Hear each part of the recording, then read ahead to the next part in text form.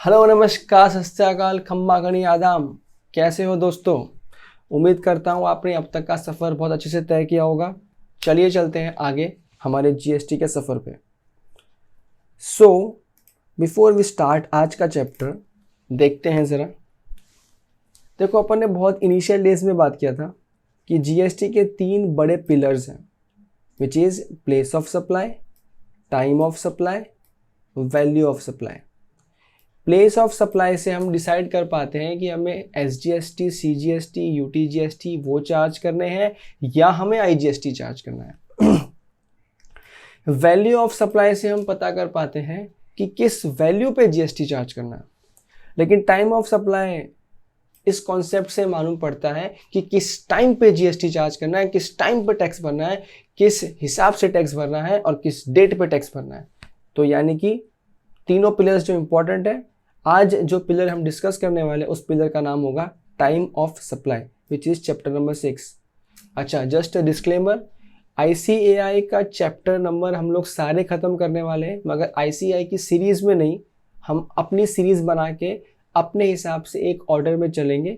तो time being के लिए फिलहाल हम करने वाले हैं chapter number 6, which is time of supply, one of the pillars of GST। और आज आप लोग के लिए बहुत अच्छी गुड न्यूज़ ये है कि हम लोग मॉड्यूल, ये जो पर्टिकुलर चैप्टर है टाइम ऑफ सप्लाई, मॉड्यूल में बहुत ज़्यादा एग्जॉस्टिव कवरेज दिया है। इतना ज़्यादा एग्जॉस्टिव कवरेज दिया है कि at time students may get confuse. Plus जो प्रोफेशनल्स अगर इन वीडियोस को देख रहे हैं तो वो भी थोड़े कंफ्यूज हो सकते हैं। इसीलिए मैंने क्या किया है, पहले मैंने चैप्टर का फ्लो चार्ट बनाया है पूरे चैप्टर का, एंड उसके बाद में मैंने समरी नोट्स बनाए हैं इसी PDF शीट के अंदर, जो कि अगर आप चाहो तो मैं डिस्क्रिप्शन में एक लिंक डाल दूंगा या डिस्क्रिप्शन में आपको मोबाइल नंबर मिल जाएगा, वहाँ पे आप पिंग करके यू कैन आस्क फॉर, अगर आपको ये नोट्स चाहिए तो आपको PDF मिल जाएगा। तो हम करेंगे कि आज का स्ट्रक्चर क्या होगा। सबसे पहले हम लोग इसी शीट में, जहाँ पे सारे प्रोविजंस कवर कर लिए हम लोगों ने, इस शीट से पढ़ाई करने वाले हैं। Later on will also go to module and have a look of the entire chapter completely, कि किस चीज़ को हमने किस तरह से ख़त्म किया और क्या लिंकअप सेट हो रहा है कि नहीं हो रहा है। ठीक है, तो यानी कि मॉड्यूल से आपको रूबरू करवा दिया जाएगा, नो डाउट, मगर जो चैप्टर्स ज़्यादा कॉम्प्लिकेटेड है वहाँ पे उनको पहले सिंप्लीफाई करना इज़ माय मकसद। तो उस हिसाब से मैंने आपको यहाँ पे नोट्स बनाए और आपके लिए बहुत मेहनत की नोट्स बनाने के लिए। एंड एक और सजेशन, हो सके तो PDF से बेटर है आप वीडियो को पॉज करो, हर शीट जो मैं पढ़ा रहा हूँ पढ़ने के बाद में वीडियो को पॉज करो एंड आप खुद से नोट करो इन वीडियो को, आई मीन इन शीट्स को हैंड रिटन, बिकॉज ये नोट्स में हैंड रिटन है एंड आई वुड लव अगर आप इन नोट्स को खुद अपने बुक में लिख सको, ताकि चीज़ें बेटर समझे, बेटर याद रहे। Fine, without wasting any time let's start the chapter, let's jump to the chapter time of supply. अब देखो, ये चैप्टर का फ्लो इस तरह से चलता है मोटा मोटी। एक सेक्शन आएगा यहाँ पे, सेक्शन नंबर 31, जो आने वाला है time limit for issuance of invoice. इसको मैं प्यार से कहता हूँ ड्यू डेट ऑफ इनवॉइस, कि एक इंसान को पता होना चाहिए ना कि मैं कब तक इनवॉइस इशू करना ज़रूरी है, कब तक बिल इशू करना ज़रूरी है। सेक्शन नंबर 12 में हम लोग बात करने वाले हैं time of supply for goods. 13 में बात करेंगे time of supply for services. 14 में बात करेंगे change in rate of tax. ठीक है, 1 बाय 1 चलेंगे, घाई करेंगे नहीं। अपना मकसद क्या है, समझना, ऑपरेशन कर करके हर चीज़ को।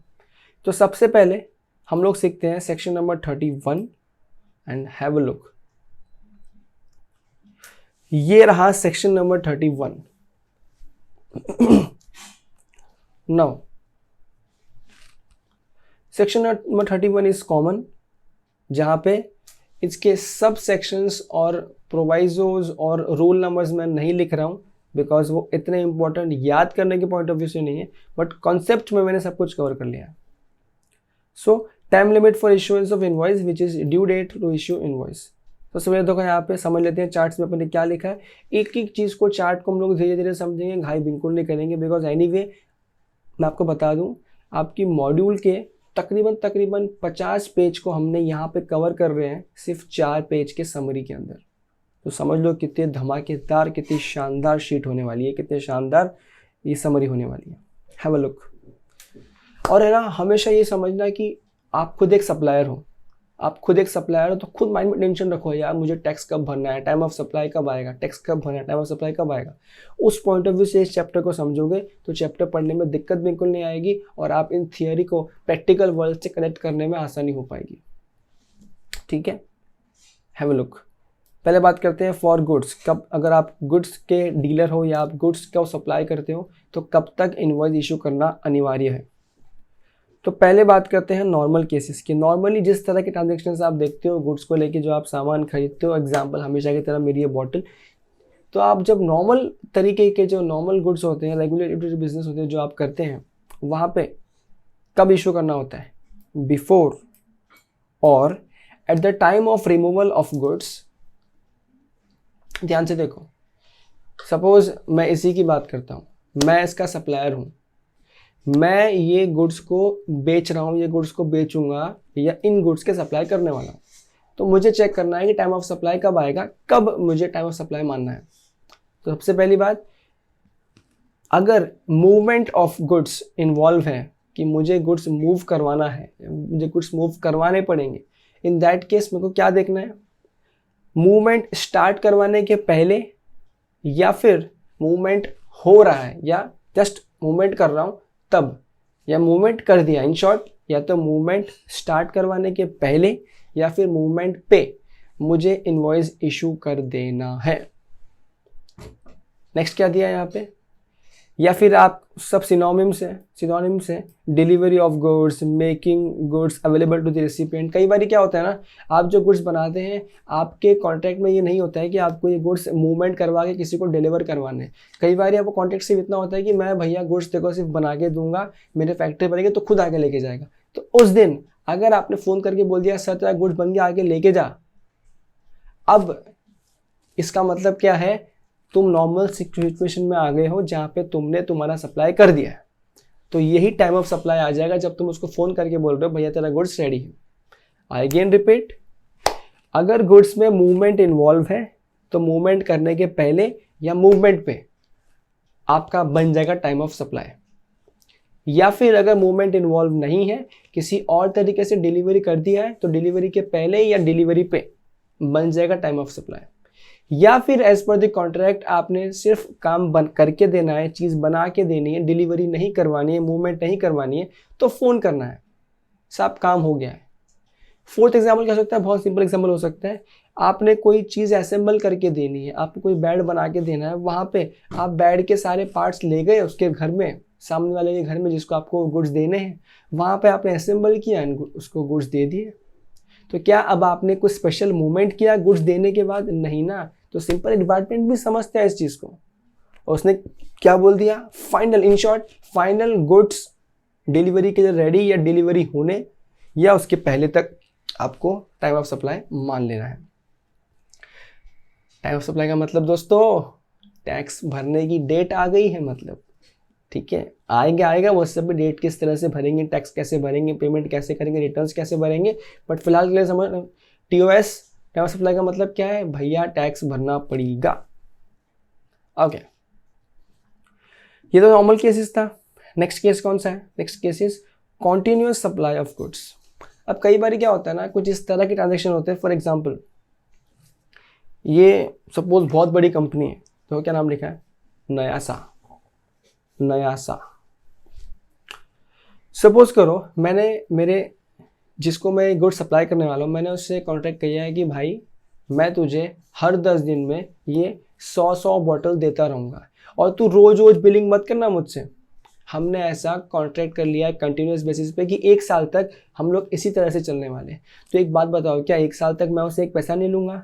क्या 1 साल तक मैं अगर उससे बिल नहीं दे रहा हूँ, क्या मैं 1 साल तक बिल के बजाय कुछ और चीज़ नहीं दूंगा? क्या हम कोई डॉक्यूमेंट एक्सचेंज नहीं करेंगे? क्या हम कोई स्टेटमेंट एक्सचेंज नहीं करेंगे? ज़रूर करेंगे। लेकिन ऐसे केस में जो पहले का ज़माना था, वहाँ पे हम क्या बात करते थे, ये बिल इशू करेंगे तभी टाइम ऑफ सप्लाई मानेंगे, तभी वैट या तभी टैक्स भरेंगे। यहाँ डिपार्टमेंट ने साफ साफ बोल दिया, भैया अगर तुम्हारा कंटिन्यूस सप्लाई ऑफ गुड्स का काम है तो आप इस तरह से टाइम ऑफ सप्लाई को मान लोगे, बिफोर या फिर at the time of issuance of periodical statement or receipt of periodical payment। जो भी पहले आएगा वहीं पे आप टाइम ऑफ सप्लाई मान लोगे। सिंपल सी कहानी है। बिफोर का मतलब बहुत सिंपल है कि तुमने कॉन्ट्रैक्ट किया और तुमने बिल बना दिया तो ठीक है, तुमने टीओएस मान लिया, कोई दिक्कत नहीं है। नहीं बनाया तो तुमने डिसाइड किया होगा, भले ही तुम हर हफ्ते में 10 बॉटल मैं उसको दे रहा हूँ, बट कुछ तो हमने डिसाइड किया होगा कि हर 1 महीने में एक बार हम एक स्टेटमेंट एक्सचेंज करेंगे कि जितनी बॉटल्स मंथ में इशू हुई है, तो वो स्टेटमेंट के दिन को क्या मान लिया जाएगा, टाइम ऑफ सप्लाई। अगर हम लोग वो स्टेटमेंट भी इशू नहीं कर रहे हैं तो देयर आर हाई चांसेस कि मंथ में एक बार या 2 महीने में एक बार या 25 दिन में एक बार एट एनी रेगुलर इंटरवल और इरेगुलर इंटरवल हम पेमेंट एक्सचेंज कर रहे होंगे, मैं कंसिडरेशन ले रहा रहूँगा। तो उस दिन जिस दिन मैं पेमेंट ले रहा उस दिन को ही क्या मान लूँगा, time of supply. I hope समझ में आ रहा है टाइम ऑफ सप्लाई यहाँ तक। नॉर्मल केस हो गया, कॉन्टिन्यूस हो गया। Third, again special case, goods Saint on approval basis. कई बार ये आपने सुना होगा, ये आपने अपने पुराने सेशंस में या पुराने जीवन के कल्चर में सुना होगा। क्या होता है, कई बार कुछ इस तरह के गुड्स होते हैं जहाँ पे हम goods Saint on approval basis पे गुड्स को भेज देते हैं कि भाई गुड्स रख तेरे पास, देख जमे तो रख लियो वरना वापस दे दियो। अब एक बात बताओ, सपोज करो एक नया कोई बंदा है, कोई नया मेरा सप्लायर है, मुझे जिसको ये बॉटल बेचनी है, उसको मेरी बॉटल नहीं पसंद, बोलता है क्या है नया से नाम का कौन सा कंपनी, मेरे को नहीं पसंद है, मैं नहीं लूँगा। तो मैंने क्या बोला, नहीं नहीं नहीं, एक काम करो, बॉटल बहुत अच्छा है सर, आप 10 बॉटल मैं आपको भेज रहा हूँ, आप देखो आपको जमेगा तो रखो नहीं मत रखो, तो बॉटल खोलना नहीं, रैपर मत खोलना। 10 बॉटल जो मैंने उसको भेज के रखा है, बात बताओ मैंने बॉटल भेजा या बेचा? आई रिपीट, मैंने ये बॉटल 10 बॉटल उसको भेजा या बेच दिया? द आंसर इज भेजा, बेचा नहीं। अब बेचा नहीं होगा तो क्या मैंने इनवॉइस इशू किया होगा? The answer is no. अब अगर मैंने इनवॉइस इशू नहीं किया होगा तो मैं टाइम ऑफ सप्लाई कैसे मानूंगा? डिपार्टमेंट ने क्लैरिफाई किया और क्या बोल दिया, बिफोर, यानी कि ये भेजने के पहले या फिर जब मैं इसको भेज रहा हूँ, या तो भाई तभी मान ले टाइम ऑफ सप्लाई, और अगर तभी नहीं मानना, अगर तुमको वेट करना है, नहीं नहीं नहीं मैं अभी नहीं मानूंगा, क्या पता सेल नहीं हुआ तो, रिटर्न आ गया तो, उसको नहीं जमा तो फिर क्या फ़ायदा, सेल मानूं रिटर्न मानूं, इससे अच्छा मैं सेल नहीं मानूंगा। अरे भाई मत मान। कब तक ऐसा कर सकता है, कब तक रखड़ा सकता है डिपार्टमेंट को? 6 महीने तक। देखो यहाँ पे लिखा है, या तो पहले, हमेशा ये तो आने वाला है पहले, मतलब आप पहले ही भर दो टाइम ऑफ सप्लाई, कोई बात नहीं है, दिक्कत वाली बात नहीं है, या फिर टाइम ऑफ सप्लाई धरने के वक्त, या फिर 6 महीना from the date of removal, जब मैं इन गुड्स को अपने फैक्ट्री से बाहर निकाल रहा हूँ और कहीं पे रखा है। डिपार्टमेंट हर महीने आता है, बोलता है ये तेरा वो माल बिका क्या? नहीं साहब अभी उसको रखने के लिए दिया, वो देख के बताएगा। डिपार्टमेंट क्या बोला, ये कब तक देख के बताएगा?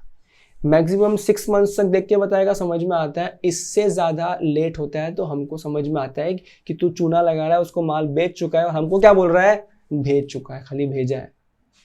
तो समझो लॉजिक क्या है इस सेक्शन का। लॉजिक बहुत क्लियर है। अगर कोई बंदा किसी को अपने गुड्स देखने के लिए भेजता है तो वो 2, 4, 15 दिन, 25, 50 दिन के लिए भेजता है। अगर वो 6 महीने से ज़्यादा टाइम के लिए भेजा, इसका मतलब क्या है भाई, उसने सेल कर दिया है। अब भले तू बोले नहीं किया हो, डिपार्टमेंट क्या बोलेगा, 6 महीना हो गया ना, हम तो मान लेंगे टाइम ऑफ सप्लाई हो गया। ये अगेन आई रिपीट, अगर उसके पहले ही मैंने टीओएस डिक्लेयर कर दिया तो उसके पहले टीओएस हो जाएगा। मैं डिक्लेयर नहीं कर रहा तो 6 महीने के बाद मुझे फाइनली डिक्लेयर करना ही पड़ेगा। So I hope this is clear कि ड्यू डेट क्या है गुड्स का। नॉर्मल केसेस में बिफोर या रिमूवल के टाइम पे, अगर रिमूवल इन्वॉल्व है तो डिलीवरी करना है, डिलीवरी के टाइम के पे उसके पहले, या फिर अगर हमें सिर्फ कॉल करके इन्फॉर्म करना है तो जिस दिन हमने इन्फॉर्म कर दिया तेरा काम हो गया है, तेरा काम हो गया भाई, मतलब तेरा टाइम ऑफ सप्लाई हो गया है। कंटिन्यूस के अंदर पीरियोडिकल स्टेटमेंट्स की डेट या फिर उसके पहले अगर हम डिक्लेयर कर देते हैं तो, और या फिर पेमेंट जो शेयर हो रहे हैं रेगुलर बेसिस पे उन डेट्स को। ठीक है, फाइन। अब आते हैं सर्विसेज में। अब हो सकता है कि आप सर्विस इंडस्ट्री में हो। अब अगर आप सर्विस इंडस्ट्री में हो तो देखो कि टाइम लिमिट क्या है, ड्यू डेट क्या है, कब तक इनवॉइस आपको इशू करना ही करना पड़ेगा। Have a look. Normal situation, normal business में, before the provision of service within 30 days, और within 30 days of supply of service. क्या बोला, या तो बिफोर प्रोविजन ऑफ सर्विस, उसका मतलब या तो तुम सर्विस देने के पहले ही बोल दो कि टाइम ऑफ सप्लाई आ गया, मैं तो रेडी हूँ टैक्स भरने के लिए, या फिर आपने जब सर्विसेज का सप्लाई कर दिया है, आपने जाके अपनी सर्विसेज दे दिए, तो या तो सर्विसेज देने की डेट के 30 दिन के अंदर अंदर टीओएस मानना पड़ेगा। ठीक है, अगेन रिपीट, जो भी आपने कॉन्ट्रैक्ट किया है, हो सकता है सर्विस आप फ्यूचर में देने वाले हो, तो या तो सर्विस देने के पहले, या फिर इन दैट के अगर आप सर्विस देने के पहले नहीं मान रहे हो तो सर्विस देने के बाद 30 दिन के अंदर अंदर आपको इनवॉइस इशू करना ही पड़ेगा। ठीक है, अच्छा, मैंने जहां जहां पे भी बोला है टीओएस मान लेंगे, उसका मतलब क्या था, वहां पे इनवॉइस इशू करना कंपलसरी है। ये सब हम लोग क्या सीख रहे हैं, इनवॉइस कब तक इशू करना पड़ेगा। तो प्लीज़ अगर मैं कहीं बोलूँ टीओएस मानना पड़ेगा, इसका मतलब समझ आएंगे टीओएस, इसका मतलब ये इनवॉइस तुमको इशू करना ही पड़ेगा। ठीक है, अगेन हैव अ लुक। अच्छा, ये जो मैंने 30 दिन का ना, ये नॉर्मल लोगों के लिए 30 दिन है, लेकिन ना कुछ स्पेशल लोग हैं। कौन? Insurance company, banking company, financial institution, NBFC, ये सब बड़े बड़े लोग हैं, बड़े बड़े करोड़ों अरबों में खेलते हैं। तो 30 दिन में कई बार ये लोग सर्विस देने के 30 दिन के अंदर अंदर इनवॉइस इशू नहीं कर पाते। डिपार्टमेंट ने क्या बोला, ठीक है बेटा 15 दिन और ले, 45 डेज के अंदर अंदर बिल इशू करना पड़ेगा, इनवॉइस इशू करना पड़ेगा विदाउट फेल। ठीक है, फ्लो में समझते जाओ, चाहिए तो दोबारा जैसे ही खत्म होगा अपन ये सेक्शन पूरा एक बार वापस रिवाइज कर लेंगे।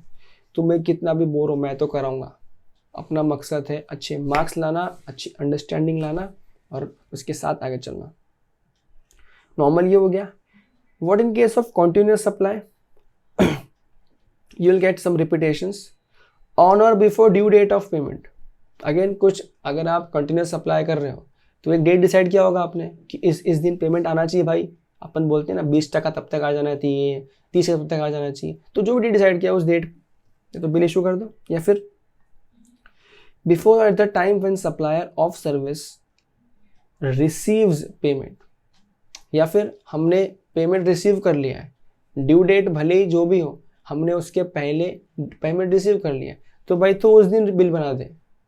ऐसा नहीं होगा ड्यू डेट 2 महीने बाद क्या है, तेरे को पैसा आज ही मिल गया तो बोलता नहीं ड्यू डेट तो बाद क्या है ना, मैं बाद में करूंगा बिल। ऐसा थोड़ी होता है, पैसा मिल गया ना, मना बिल, चल नेक्स्ट। ऑन और before the date of completion of event when the payment is linked to completion of event. कई बार कुछ काम ऐसे होते हैं जो लिंक्ड होते हैं, पेमेंट लिंक्ड होता है किससे, कंप्लीशन से, कि कंप्लीशन पे ही पेमेंट मिलेगा। तो उस केस में कंप्लीशन ऑफ इवेंट जैसे ही होगा उस दिन पैसा भी आ जाएगा और वही दिन क्या बन जाएगा, बिल बनाना भी जरूरी हो जाएगा।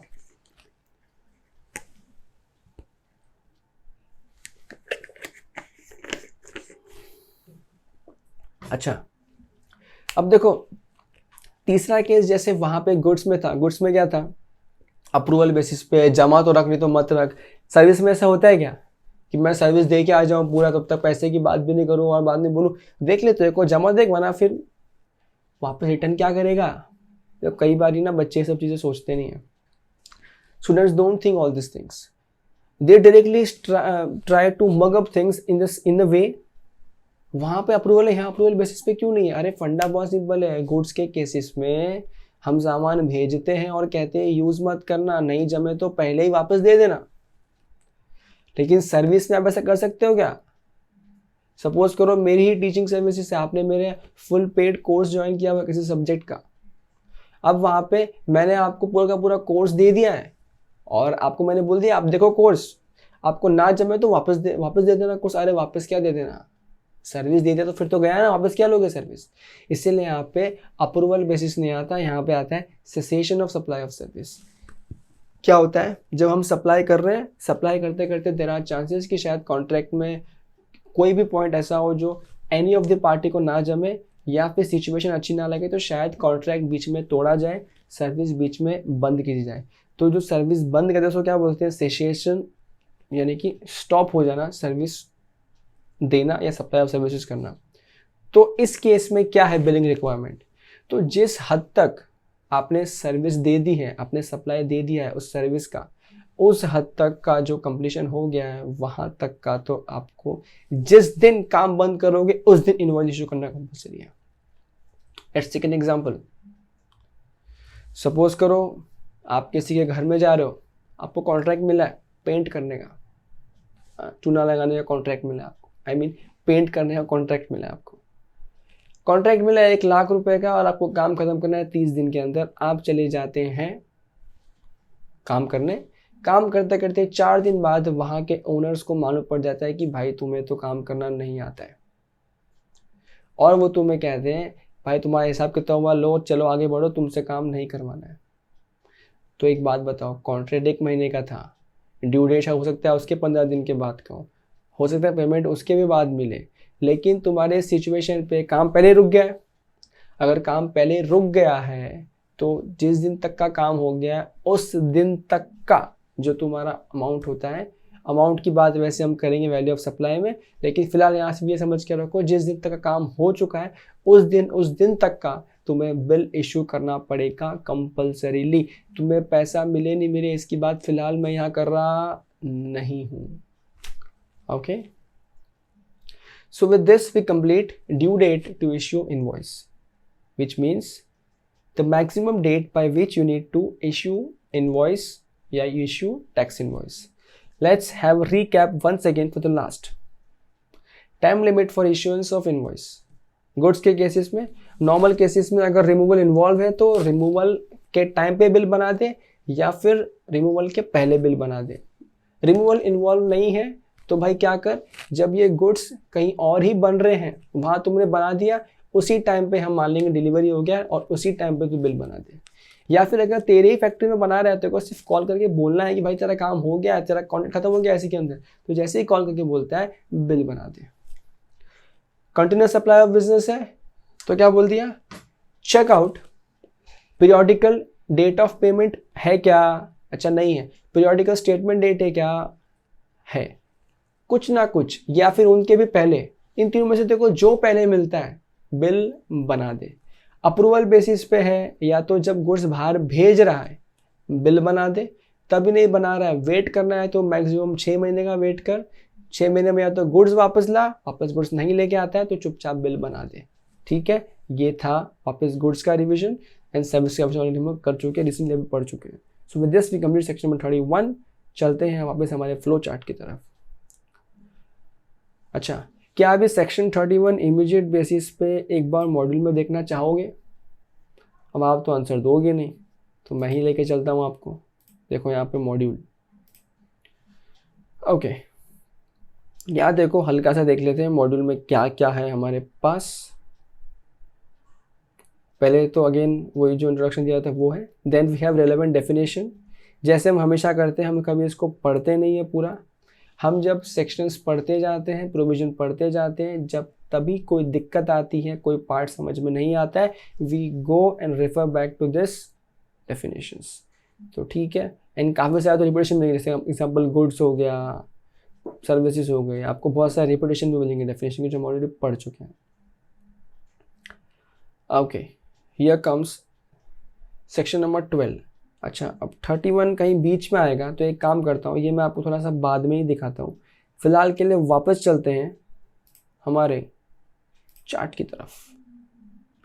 उम्मीद करता हूँ आज ये रिविजनरी चार्ट आपको अच्छा लग रहा हो और इससे पढ़ने में ज़्यादा मज़ा आ रहा हो। Fine, have a look. I repeat, I show everything in the module. Time being फिलहाल सिर्फ समझ के रखो चीज़ें चल रही है उस तरीके से। सेक्शन नंबर 12 ये रहा, ये पढ़ चुके हैं learning this. Section number 12, time of supply of goods, कि भाई गुड्स के केसेस में टाइम ऑफ सप्लाई क्या होगा।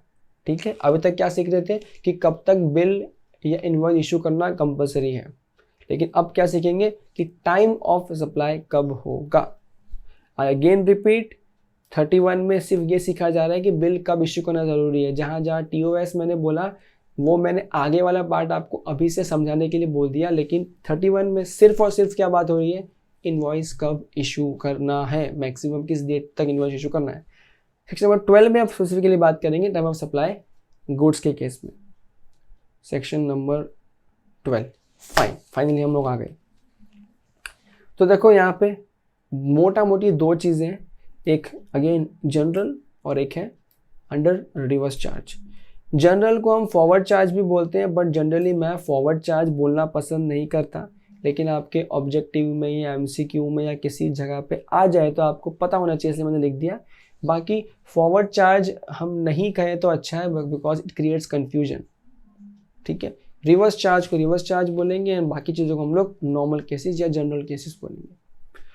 तो पहले तो समझो जरा ये जनरल एंड रिवर्स चार्ज का मतलब क्या है। देखो नॉर्मल केसेस में जो बंदा, एग्जांपल मैं हूँ, अगर मैं ये बॉटल बेच रहा हूँ, अगर मैं ये गुड्स बेच रहा हूँ, तो किसको टैक्स भरना पड़ता है? मुझे। मैं कौन हूँ? सप्लायर। तो नॉर्मल सिचुएशन में यही होता है, जो बंदा सामान बेच रहा होता है वही टैक्स भरता है। नो मैटर अपने कंज्यूमर से, अपने सप्लायर से ही कलेक्ट करता है, लेकिन वह खुद भरता है गवर्नमेंट को टैक्सेस अपने अपने पोर्टल के हिसाब से या अपने रिटर्न्स के हिसाब से। बट रिवर्स चार्ज मैकेनिज्म में क्या होता है, सामने वाला बंदा जो आपसे गुड्स ले रहा है, यानी कि रेसिपिएंट ऑफ गुड्स है, वो टैक्स भरता है। उसे क्या कहते हैं हम? रिवर्स चार्ज मैकेनिज्म, ठीक है। ये रिवर्स चार्ज मैकेनिज्म का मतलब, उसमें और क्या स्पेसिफिकेशंस हैं, किस किस को रिवर्स चार्ज में भरना पड़ता है, किस किस को रेगुलर चार्ज में भरना पड़ता है, इन सब का सेपरेट अलग चैप्टर है जो हम सीखेंगे। लेकिन इस चैप्टर में फिलहाल उसकी रिक्वायरमेंट नहीं है। इस चैप्टर में आपको सिर्फ इतना पता होना चाहिए रिवर्स चार्ज का मतलब क्या है। इसका मतलब क्या है, नॉर्मली कौन भरता है टैक्स? सप्लायर। लेकिन रिवर्स चार्ज मैकेनिज्म जिस जिस पे एप्लीकेबल है, उन केसेस में रिवर्स चार्ज के अंदर टैक्सेस कौन भरता है? रेसिपिएंट ऑफ गुड्स, जो गुड्स को रिसीव कर रहा है। That's it. उतने डेफिनेशन समझने के लिए अब चलते हैं यहाँ पे। जनरली यानी कि इसको फॉरवर्ड चार्ज भी बोलते हैं, जो हमने डिस्कस किया अभी भी। नॉर्मल केस में कौन भरता है? सप्लायर, उसको फॉरवर्ड चार्ज भी बोला जाता है। Date of issue of invoice या फिर due date to issue invoice, whichever is earlier. इसका साइन का मतलब है विच एवर इज अर्लियर, ठीक है। तो कब तक टाइम ऑफ सप्लाई हो ही जाएगा या मानना ही पड़ेगा? या तो आप इज्जत से डेट इशू कर दो, इनवॉइस इशू कर दो, या तो वो डेट, या फिर due date to issue invoice under section 31। Due date क्या अपने ऊपर सीखा थोड़ी देर पहले, ठीक है। ड्यू डेट बार बार आप रिवाइज करते रहो ताकि आपको याद हो जाए ड्यू डेट क्या होती है, गुड्स में या सर्विसेज। फिलहाल गुड्स की बात कर रहे हैं। तो ये तो फंडा बहुत सिंपल है, या तो इनवॉइस इशू करोगे वो डेट, या फिर जिस दिन तक इशू कर देना चाहिए था उसके अंदर जो भी पहले आता है वही बन जाएगा time of supply. What about reverse charge mechanism? Reverse charge mechanism में आप गुड्स बेच नहीं रहे हो, फिलहाल समझने के लिए आप गुड्स खरीद रहे हो और फिर भी आपको ही टैक्स गवर्नमेंट को जमा करना पड़ रहा है।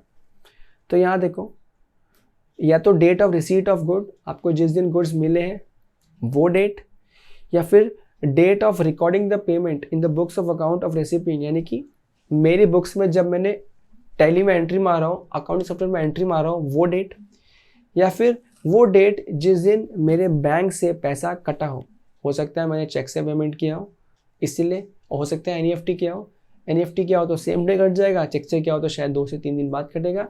तो फंडा बहुत सिंपल है, या तो गुड्स रिसीव हुआ वही डेट पर टाइम ऑफ सप्लाई मान लूँगा, या फिर जिस दिन पे बुक्स ऑफ अकाउंट में एंट्री मारी है टाइम ऑफ सप्लाई मान लूँगा, या फिर जिस दिन बैंक से पैसा कटा है टाइम ऑफ सप्लाई मान लूँगा, या फिर 31st day from the suppliers invoice, यानी कि ये रिवर्स चार्ज वाला है तो मुझे सप्लायर ने इनवॉइस दिया होगा, या तो उस इनवॉइस आने के 31st डे से, यानी कि 30 दिन गुजरने के बाद 31st डे से। इन चारों डेट में से जो भी सबसे पहले आएगा ना वही बनेगा टाइम ऑफ सप्लाई। बहुत इंपॉर्टेंट फंडा है बॉस। ये समरी चार्ट्स आपको बहुत शानदार तरीके से काम आने वाले हैं, और ये अभी नहीं, ये आगे भी काम आएंगे, जीवन भर काम आते रहेंगे, बिकॉज ये कन्फ्यूजन्स सॉर्ट आउट नहीं होते। फिर क्या करते हैं हम, काम करते करते बार बार गूगल करो। बेस्ट ऑप्शन क्या है, संभाल के रखो। ओके, तो याद रहे ये चारों दिन में से जो भी दिन पहले आएगा उसी दिन सरकार बोलेगी टैक्स दे, मतलब टाइम ऑफ सप्लाई मान लिया जाएगा। अच्छा, सपोज आपको ये चारों भी चीज़ नहीं मिल रही है, date of receipt of goods भी नहीं मिल रहा, बुक्स ऑफ अकाउंट में तो आप एंट्री नहीं मार रहे, डेट ही नहीं मिल रही आपको, बैंक से पैसा नहीं कटा, आपने पेमेंट ही नहीं किया, और सप्लायर से इन्वॉइस आया ही नहीं। एग्जाम्पल 31st डे क्या गिनूँ, या आया मैंने घुमा दिया, तो 31st दिन कहाँ से गिनूँ, मेरे पास डेट ही नहीं है कहाँ से कब इन्वॉइस आया था। इस केस में क्या करेंगे, if above events are not ascertainable, time of supply is equal to date of entry in books of accounts of the recipient of supply. ठीक है, देखो ध्यान से, ऊपर कौन सी डेट्स थी, receipt of goods, recording payment in the books of account, payment record किया वो दिन, पेमेंट डेबिट हुआ वो दिन, या 31st day from suppliers invoice.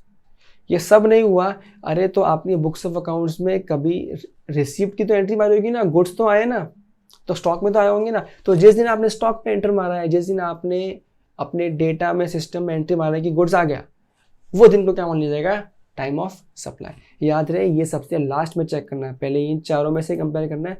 ये चारों में अगर कुछ नहीं मिलता, या ये चारों में से एक भी मिल जाता है जो सबसे बीच में से अर्लियर आगे काम बन गया तो ठीक है, कुछ नहीं मिला तो यहाँ आना है, वरना इस डायरेक्शन में आना नहीं है। आई होप क्लियर है what is time of supply for goods. ठीक है, ओके। अब आता है सेक्शन नंबर 13। अब हम क्या करते हैं, या तो थोड़ा और कंटिन्यू करते हैं यहीं से, एंड लेटर ऑन स्टेज पे हम लोग जाएंगे किस पे, सॉरी मॉड्यूल पे, एक गो थ्रू कर लेंगे मॉड्यूल को, ये बेटर होगा ताकि आपका फ्लो बना रहेगा, वरना बार बार यहाँ से वहाँ से यहाँ शायद फ्लो टूट सकता है। ठीक है, लेट मी नो अगर आप कोई तरीका नहीं जम रहा है, आपको बीच बीच में मॉड्यूल जाके क्रॉस रेफरेंस करना है, you can comment me below, तो I will do that once again. वरना फिलहाल के लिए मुझे लग रहा है कि यही बेटर है कि नोट्स से ही हम लोग चीज़ें समझ लें, फिर मॉड्यूल में गो थ्रू करें एक साथ में। बशर्ते पढ़ाते पढ़ाते आप रिवाइज करते नहीं, ताकि जब मॉड्यूल में जाऊँ तो याद भी तो आना चाहिए कि क्या पढ़ा थोड़ी देर पहले। ठीक है, 31 पढ़ लिया, 12 TOS फॉर गुड्स भी पढ़ लिया। अच्छा, ये यहाँ पे ना एक पॉइंट लिखना मैं भूल गया, there is a circular here which I forgot to mention. Circular क्या है, एडवांस के केस में नॉर्मली एडवांस जब आप चेक करेंगे, जब सर्विस पे आएंगे ना, यू विल सी कि वहाँ पे आपको एडवांस रिसीव करने पे भी टैक्स लग जाता है। बट अब गुड्स के अंदर वो क्लैरिफिकेशन आ गया है, अब एडवांस में आप बच जाते हैं टाइम ऑफ सप्लाई से। ठीक है, तो एक छोटा सा सर्कुलर था, देखो यहाँ पे ध्यान से चलते हैं आगे। Now we are going forward to time of supply of services. आज की डेट में इंडिया में सर्विस सेक्टर बहुत ज़्यादा तेज़ी से ग्रो कर रहा है, और यहाँ पे कन्फ्यूजन्स भी बहुत ज़्यादा होते हैं। तो इन कन्फ्यूजन के ज़्यादा की वजह से यहाँ पे प्रोविजन थोड़े से ज़्यादा हो जाते हैं। तो अगेन सिंप्लीफाइड चार्ट है, आप बोलेंगे बार बार बहुत चार्ट की तारीफ कर रहे हो, अरे भाई इतनी मेहनत से बनाया, थोड़ी बहुत तो करूँगा ना, जस्ट पीजे था, इग्नोर करो, have a look. Time of supply of services, again we have general या फिर रिवर्स। अगेन आई होप अब आपको याद हो गया है कि जनरल या फॉरवर्ड चार्ज का मतलब क्या है, रिवर्स चार्ज का मतलब क्या है। जनरल वाले केसेस में क्या होगा, या फॉरवर्ड चार्ज के केसेस में क्या होगा, जो बंदा सर्विस दे रहा है वही टैक्स भरेगा गवर्नमेंट को, और रिवर्स चार्ज वाले में जो बंदा सर्विस ले रहा है वो टैक्स भरेगा गवर्नमेंट को। ठीक है, ओके। तो जनरली वाले में आते हैं, तो यहाँ पे आपको सबसे पहली चीज़ क्या करनी है जनरल वाले के अंदर, क्या इनवॉइस टाइम पे इशू हो गया था, whether invoice was issued on within due date, क्या इनवॉइस सही समय पे जब इशू होना चाहिए था तब इशू हो गया था। सही समय मतलब क्या, जो ऊपर सीखा स्टार्टिंग में section number 31 which says time limit to issue invoice. अगर सही टाइम पे इनवॉइस इशू किया मतलब तुम अच्छे आदमी हो, यस। तो फिर क्या देखना है आपको, date of issue of invoice. अगर आपने टाइम पे इशू कर दिया है तो वही इनवॉइस का डेट, या फिर date on which payment is recorded in the books of account, जिस दिन आपने पेमेंट रिकॉर्ड किया बुक्स ऑफ अकाउंट में, या फिर date on which payment credited in suppliers bank. Service दिया है तो पैसा आया होगा ना आपके पास में, सिंपल सी कहानी। अगेन रिपीट, अगर इनवॉइस टाइम पे इशू कर दिया है जनरल केसेस में, फॉरवर्ड चार्ज में, if invoice issued on time या विद इन टाइम, तो उस केस में या तो इनवॉइस की डेट, या बुक्स में एंटर किया वो डेट, या फिर वो डेट जिस दिन अकाउंट में पैसा क्रेडिट हुआ हो, इसमें से which ever is earlier will become time of supply. देखो कितना नॉर्मल सा लग रहा है ये। अब देखो यहाँ मज़ा आएगा। तुमने टाइम पे इन्वॉइस इशू नहीं किया, जिस टाइम पे करना चाहिए था तुम नहीं किया, तो वहाँ तो बच गए ना। कई लोग पूछते हैं टाइम पे इशू नहीं किया तो क्या हो जाएगा सर, क्या होगा? देखो यहाँ पे डिपार्टमेंट अच्छे से बचाएगा। तो फिर सिंपल फंडा बोल दिया, date of issue of invoice तो यहाँ से हटा दिया। तुमने इशू नहीं किया तो क्या मतलब डेट ऑफ इन्वॉइस का? तो क्या है? Date of provision of service, किस दिन कॉन्ट्रैक्ट किया था कि किस दिन से काम करने वाले, ये तो date of provision of service. या फिर डेट ऑन विच पेमेंट आपने रिकॉर्ड किया बुक्स ऑफ अकाउंट में, या फिर जिस दिन बैंक में पैसा आ गया है, विच एवर इज अर्लियर। तो देखो बहुत सिंपल है, वहाँ 3 पॉइंट है, यहाँ पे 3 पॉइंट है। सेकंड थर्ड पॉइंट कॉमन है। फर्स्ट पॉइंट में चेंजेस है, वो भी क्यों है? बहुत लाजमी है। कई बच्चे इसको हटने पर लग जाते हैं, अरे बाबा बहुत लाजमी है, देखना वहाँ इन्वॉइस इशू किया था तो इन्वॉइस डेट ले ली, या इन्वॉइस इशू तो नहीं किया, नो है आंसर। तो फिर प्रोविजन ऑफ सर्विस का जो डेट था, जिस दिन से हमने सर्विस देने का वादा किया था, उसी दिन को पकड़ लिया और विच सर्विस लेस कर दिया। स्वीट एंड सिंपल, ठीक है? ओके। इसका मतलब अगर आप सर्विस इंडस्ट्री में आते हो तो बिल टाइम पे इशू करना, वरना दिक्कत आ सकती है। तो दिक्कत कैसे आ सकती है? देखो ना, फर्स्ट के जब टाइम पे इशू किया तब आपको टाइम दिया जा रहा है, आप सर्विस की आपकी इन्वॉइस डेट को भी कंसिडर किया जा रहा है उन डेट्स को निकालने में। लेकिन जब आप इन्वॉइस इशू नहीं कर रहे हो तो जिस दिन वादा किया, हो सकता है वादा तुमने बहुत पहले कर दिया, उसी दिन को हम क्या मान देंगे टाइम ऑफ सप्लाई, क्योंकि सबसे पहले वही हुआ होगा, पेमेंट तो बाद में आया होगा। ठीक है, तो टाइम पे इशू करो। रिवर्स चार्ज पे चलते हैं। रिवर्स चार्ज में देखो यहाँ पे 2 कंडीशन है। एक है सर्विस या तो आपने रिसीव किया होगा किसी भी अन्य इंसान से, लेकिन देखो पहले फर्स्ट क्या है, service is received from associated enterprise outside India. Now what is associated enterprise? Associate as the word says, मेरे बिजनेस एसोसिएट्स जिनसे हमारा काम चलता रहता है। पता है कई बार ऐसे इंस्टीट्यूट्स होते हैं, ऐसी फर्म्स होती हैं जहाँ पे मेरी एक फर्म यहाँ पे और एक दूसरी फर्म मेरे ही करीब दोस्त की, ब्रदर की, बहुत ही करीबी एसोसिएट मेरी फर्म है जो किसी दूसरे कंट्री में, और मैं उनसे कोई सर्विस ले रहा हूँ। देखो ये सब कहानी गोड्स में आई थी क्या? गोड्स में तुमको परेशान नहीं किया था, वो सिंपल एंड सॉर्टेड था। सर्विस में लोग बहुत ज़्यादा मस्ती करते हैं। डिपार्टमेंट लेवल पे क्या बोल दिया, अगर तुमने जो सर्विस रिसीव किया है वो तुम्हारी ही एसोसिएट एंटरप्राइजेस से रिसीव किया है जो कि इंडिया के बाहर है, तो भैया डेट ऑफ पेमेंट समझ लिया, तुमने पैसा तो दिया होगा ना, ये तो डेट ऑफ पेमेंट या फिर date of entry of services in the books of account of recipient. Again ये कौन सा है? रिवर्स चार्ज है, मतलब जो सर्विस ले रहा है वही टैक्स भरेगा। तुमको थोड़ा बहुत लॉजिक समझ रहा है? तुम तो वैसे भी इंडिया में हो, सामने वाला तो वैसे भी बाहर है, क्या गवर्नमेंट उसका कॉलर पकड़ सकती है टैक्स के लिए? नहीं ना। इसीलिए तुमको क्या बोल दिया, रिवर्स चार्ज, तुमको टैक्स भरना है।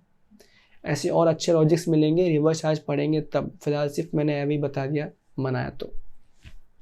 सो अगर आपको खुद के एसोसिएट, खुद के ही बंधुओं से कोई सर्विसेज मिली है जो बाहर हैं, तो फिर पेमेंट, डेट ऑफ पेमेंट, जो भी पेमेंट का डेट है जिसे हमने पेमेंट किया वो, या जिसे हमने बुक्स पे रिकॉर्ड किया है सर्विस का date, whichever is less, whichever is earlier, उसको हम क्या मानेंगे? Time of supply. Other cases में, अदर कोई भी केस हो सकते हैं, आपके एसोसिएट्स इंडिया में उनसे सर्विस लिया वो, या आपने किसी भी अन्य लोगों से सर्विस लिया इंडिया के अंदर, या अन्य लोगों से सर्विस लिया इंडिया के बाहर से, तो भी चलेगा, लेकिन एसोसिएट से नहीं होना चाहिए। यानी कि सारे अदर केसेस यहाँ पे आ गए। तो उसमें भी देखो फर्स्ट तो सेम सिमिलर है, date of payment. Second, 61st day from the date of invoice, issue of invoice और any document in lieu of invoice by the supplier. ठीक है, तो देखो वहां तो हमने इनवॉइस की बात नहीं की क्योंकि एसोसिएट है, क्या पता इनवॉइस इशू ना करें। लेकिन यहाँ पे हम बात कर रहे हैं, हमने क्या बोल दिया, सिंपल सेंस में क्या बोल दिया, या तो पेमेंट का डेट जिस दिन पेमेंट किया हो वो दिन ले लो, या फिर आपको जिस दिन पैसा आया था, आई एम सॉरी, या फिर जहाँ पे आपको जिस दिन बिल आया था उस सप्लायर से, उस बिल की डेट से 60 दिन छोड़ दो, 61st डे को ले लो।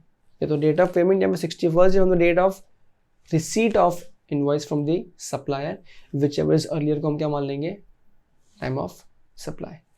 देखो ध्यान देना, यही जब मैं गुड्स में जाऊंगा तो it was 31st day, supply invoice 31st day, और सर्विसेज में उनको एक्स्ट्रा एक महीना दे दिया विच इज 61st डे। ठीक है, जस्ट याद रख। ओके, देखो यहाँ पे वापस डिपार्टमेंट का एक शानदार क्लैरिफिकेशन है, ये रहा एकदम शानदार क्लैरिफिकेशन। क्या देखो क्लैरिफिकेशन, ध्यान से सुनो, एकदम ध्यान से सुनो। कभी आपने सुना है कोई पुरानी बिल्डिंग है, उसमें बिल्डर्स आते हैं रिकंस्ट्रक्शन करने के लिए? सुना होगा, देखा होगा, सुना होगा, तो किसी से तो सुना होगा। अब उस केस में होता क्या है, बिल्डर जाता है, 3 माले की बिल्डिंग होती है, बिल्डर हर सोसाइटी मेंबर से बात करता है, भाई तू तेरे प्रॉपर्टी के जो पेपर्स हैं या जो तेरी प्रॉपर्टी है कुछ टाइम के लिए उसके राइट्स मुझे दे दे। ओवरऑल ये हर एक बंदे से बात नहीं करता, बिल्डर सोसाइटी से बात करता है, और सोसाइटी सब ओनर से एज अ होल राइट लेके, डेवलपमेंट राइट जिसको बोलते हैं, वो राइट लेके वो कौन मांगता है, बिल्डर मांगता है फॉर रीडेवलपमेंट। बिकॉज अब बिल्डर को पता है कि जब खुद मार्केट में जाके ज़मीन ढूंढेगा तो बहुत महंगी पड़ेगी। 3 माले की बिल्डिंग ढूंढी, सोसाइटियों से बात किया, उनको जब सोसाइटी वाले बोले फिर हमको क्या मिलेगा, तो हमारा रूम लेगा, तो उसने क्या बोला, आपका जो साइज़ का रूम था आपको बस इसका रूम वापस मिल जाएगा और आपको नया अच्छा बना हुआ रूम मिलेगा। आपकी बिल्डिंग ऑलरेडी 20 साल पुरानी है, कभी भी गिर सकती है, बेटर है आप नया रूम ले लो, कोई दिक्कत नहीं ना आपको भी। तो तुझे क्या फ़ायदा, मैं तुम्हारी बिल्डिंग 3 माले की थी ना, अब मैं बिल्डिंग 4 माले की बनाऊंगा, चौथा माला किसका, बिल्डर का। यानी कि यहाँ पे बिल्डर की कमाई क्या होने वाली है, वो जो एक्स्ट्रा 4th फ्लोर के एक्स्ट्रा फ्लैट बेचेगा उससे जो अर्निंग आएगी वो अर्निंग बिल्डर की मेन अर्निंग होगी। फंडा क्लियर है, एक बिल्डर है और एक सोसाइटी है। बिल्डर को ज़मीन चाहिए, सोसाइटी के ओनर्स को या सोसाइटी के जो फ्लैट ओनर्स हैं उनको क्या चाहिए, नया घर चाहिए। ये गया, डेवलपमेंट राइट लिया, इनको बदले में कॉन्ट्रैक्ट मिल गया कि तुझसे नया घर मिलेगा। देखो यहाँ पे हुआ क्या, पहली बात तो हमने इनिशियली बहुत पहले पढ़ा था, यहाँ पे बिल्डर क्या कर रहा है, क्या यहाँ पे बिल्डर इमूवेबल प्रॉपर्टी सेल कर रहा है? The answer is no. यहाँ पे बिल्डर सर्विस प्रोवाइड कर रहा है, गुड्स प्रोवाइड नहीं कर रहा, बिकॉज यहाँ पे बिल्डर तुमको घर बना के दे रहा है और तुमसे पहले ही एडवांस में कंसिडरेशन ले रहा है। कंसिडरेशन कहाँ पे ले रहा है, जो तुमसे राइट लिया ना, राइट क्या बोला उसको, डेवलपमेंट राइट। डेवलपमेंट राइट जो तुमसे लिया ना, वो which is nothing but consideration for builder. और बिल्डर सर्विस क्या दे रहा है, तुमको घर बनाने की सर्विस दे रहा है। ये this is from builder story, again I repeat, builder की स्टोरी क्या है, बिल्डर तुमको क्या दे रहा है, सप्लाई ऑफ सर्विस दे रहा है, घर बना के देगा, और बदले में तुमसे क्या लेगा, क्या लेगा तुमसे पैसा लेगा बदले में, नहीं तुमसे क्या लेगा, डेवलपमेंट राइट्स लेगा, राइट्स तुमको ले रहा है। ये चीज़ तो फर्स्ट दिन ही हो गई है। एक बात बताओ, फर्स्ट दिन ही तुम टाइम ऑफ सप्लाई बोल दोगे बिल्डर को, तो बोलोगे यार टैक्स पर, बिल्डर बोलेगा अभी तो मेरे को बिल्डिंग तोड़नी है, मेरे को बिल्डिंग बनानी है, पुराने ओनर्स को उनके फ्लैट अलॉट करने हैं, फिर नए फ्लैट बिकेंगे तब जाके मेरे को पैसा मिलेगा, मतलब 2-3 साल बाद। और डिपार्टमेंट बोलते हैं आज ही टाइम ऑफ सप्लाई मान। अगर आज ही टाइम ऑफ सप्लाई मान लूँगा तो आज ही टैक्स भरना पड़ जाएगा। सोच के बताओ गलत होता है कि नहीं होता। देखो ऊपर कंडीशन क्या लिखी है, कंसिडरेशन आ गया है, सप्लाई, अब पैसा आ गया, कंसिडरेशन आ गया तो तुमको क्या करना पड़ेगा, तुमको तो टीओएस मानना पड़ेगा, लेकिन यहाँ तो बिल्डर फंस जाएगा बेचारा। दूसरी तरफ think from owners point of view, flat owners point of view. अब उस पॉइंट ऑफ व्यू से क्या हो जाएगा, अब मैं फ्लैट ओनर हुआ और वो बिल्डर है, in that case what happens now, मुझे क्या मिलेगा, मैं क्या कर रहा हूँ, मैं राइट्स दे रहा हूँ, जगह को यूज करने का राइट्स दे रहा हूँ, तो I am giving supply of service. Lease rights हो सकते हैं, ओनरशिप राइट्स हो सकते हैं टेम्परेरी, मतलब मैं यूज करने का राइट दे रहा हूँ ना बंदे को, सिंपली बात है, रेंटल मान लो फिलहाल की, मैं उसको राइट्स दे रहा हूँ यूज करने के लिए, सप्लाई ऑफ सर्विस हो गया। बदले में कंसिडरेशन में क्या लूंगा, उससे घर लूंगा, तो मेरे लिए भी क्या हो गया, इमीडिएटली बन गया तो सप्लाई, मतलब मैं भी तुरंत टैक्स भरूँ। और मैं बोलूँगा अभी तो यार पता नहीं बिल्डर कब घर बना के देगा, कब मैं उसमें जाऊँगा, और तुम आज ही बोले टाइम ऑफ सप्लाई टैक्स भर लो, क्या बात हुई, समझ में आया? दिक्कत थी। डिपार्टमेंट ने क्लैरिफाई किया, डिपार्टमेंट ने क्या बोल दिया, ऐसे केस में अच्छा, ये पूरा क्लैरिफिकेशन डिटेल में आपको मॉड्यूल में मिलेगा, दिखा दूंगा कहाँ है, आपको चाहो तो एक बार रीड करना, आपको अच्छा लगेगा, बट जो मैंने बताया स्टोरी आपको यही मिलेगी। तो इस केस में टीओएस क्या बोला, इस केस में टीओएस को डिपार्टमेंट ने शिफ्ट कर दिया। कब तक के लिए, घर कब बनेंगे, 2 साल 3 साल 4 साल बाद जब भी घर बनेंगे, यानी कि in short date of completion of घर, कंप्लीशन मतलब कंप्लीशन जो सर्टिफाई किया कॉम्पिटेंट अथॉरिटी ने, या तो वो डेट या फिर जब फर्स्ट ऑक्यूपेशन हुआ किसी ओनर का, विच एवर इज अर्लियर, उस दिन क्या माना जाएगा टाइम ऑफ सप्लाई। वो हो सकता है 3 साल बाद हो, 10 साल बाद हो, 5 साल बाद हो, उसी टाइम ऑफ सप्लाई माना जाएगा। I repeat, time of supply हो तो पहले ही रहा था, लेकिन यहाँ डिपार्टमेंट को दिखा कि दिक्कतें हैं, प्रॉब्लम्स है, क्लैरिफाई किया और क्या बोला, टाइम ऑफ सप्लाई को हमने शिफ्ट कर दिया है आपका इन डेट्स के अंदर। आई होप क्लियर है।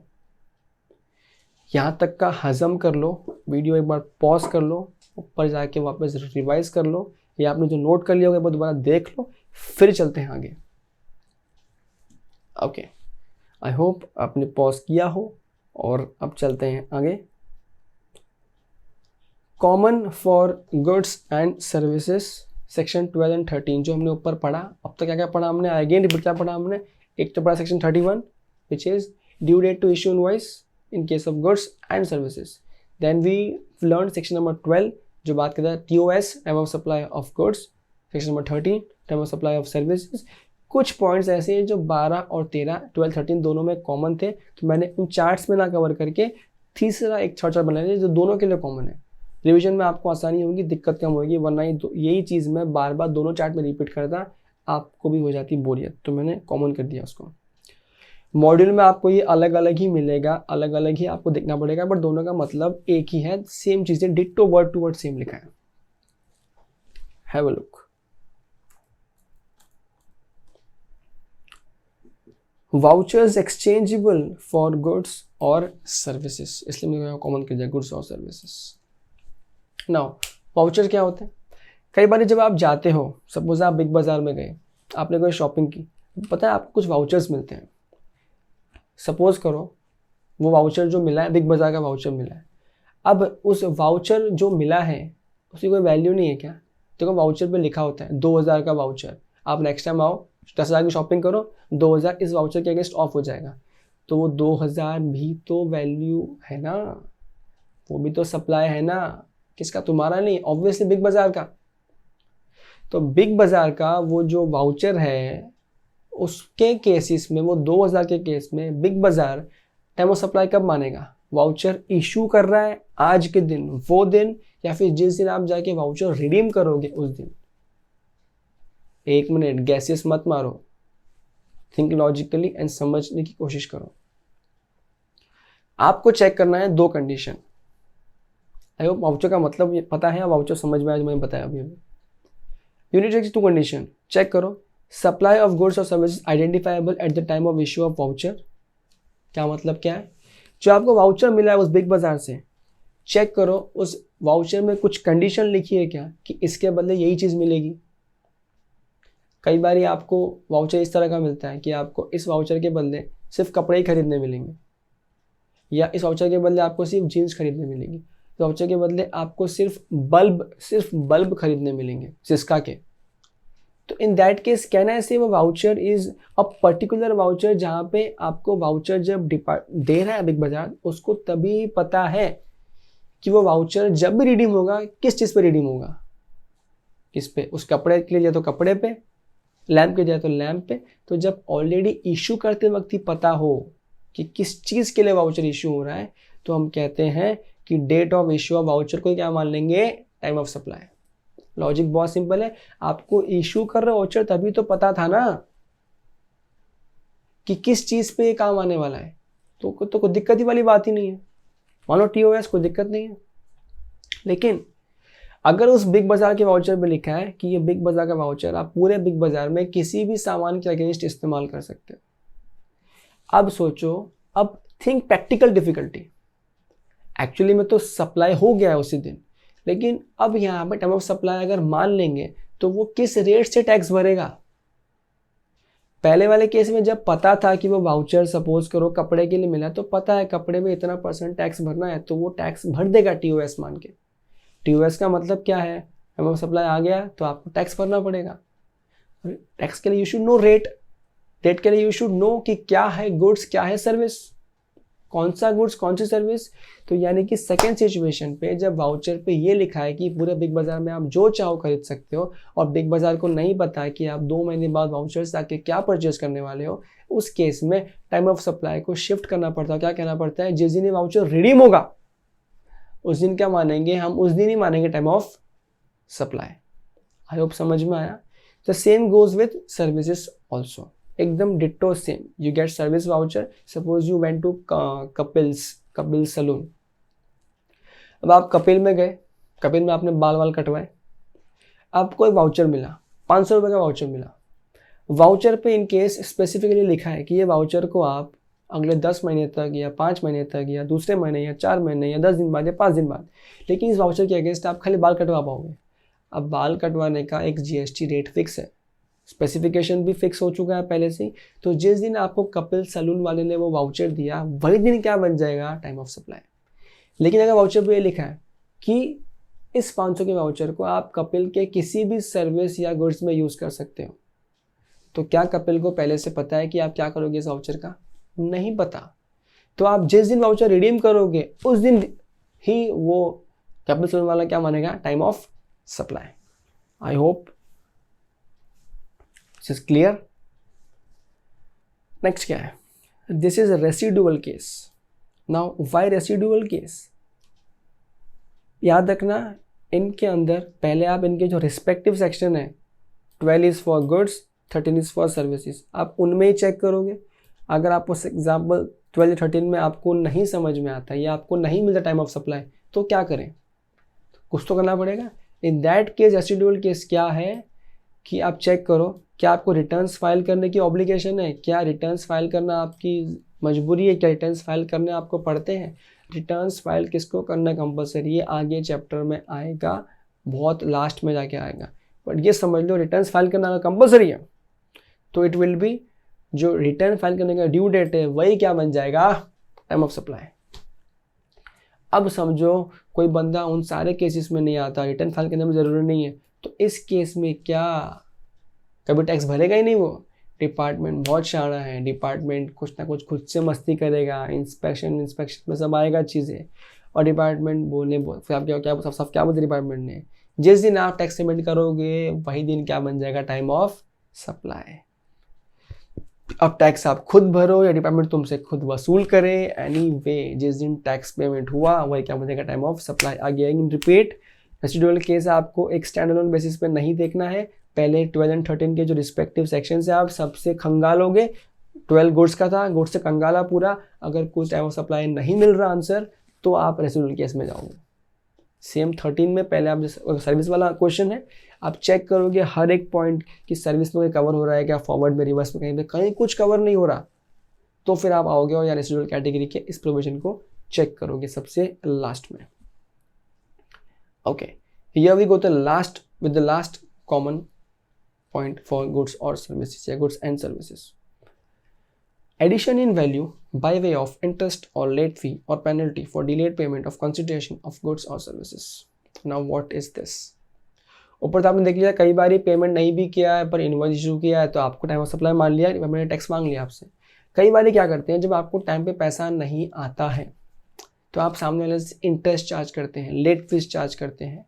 आप अपने जिसको आपने सप्लाई दिया है उससे लेट फीस चार्ज करते हैं, इंटरेस्ट चार्ज करते हैं, पेनल्टी चार्ज करते हैं कि तू लेट पैसा क्यों दे रहा है। फिर एक बात बताओ, लेट पैसा देने का मतलब है कि हो सकता है शायद वो पैसा बहुत लेट दे रहा हो, 2 4 5 महीने बाद दे रहा हो, तो क्या वो लेट पैसा कितना देगा आपको पहले से पता है क्या कि कितना लेट करने वाला है वो? नहीं ना। तो जब आपने बिल इशू किया, क्या वही डेट को, यानी कि जो अपने जो ऊपर आंसर्स ढूंढे सारे के सारे टाइम ऑफ सप्लाई के, क्या उन्हीं डेट पे हम उस लेट फीस को वसूली को भी टाइम ऑफ सप्लाई मान लेंगे? पॉसिबल नहीं ना, आपको पता ही नहीं है, प्रैक्टिकल डिफिकल्टी, कितना लेट करेगा, कितना इंटरेस्ट जनरेट होगा, यू नेवर नो।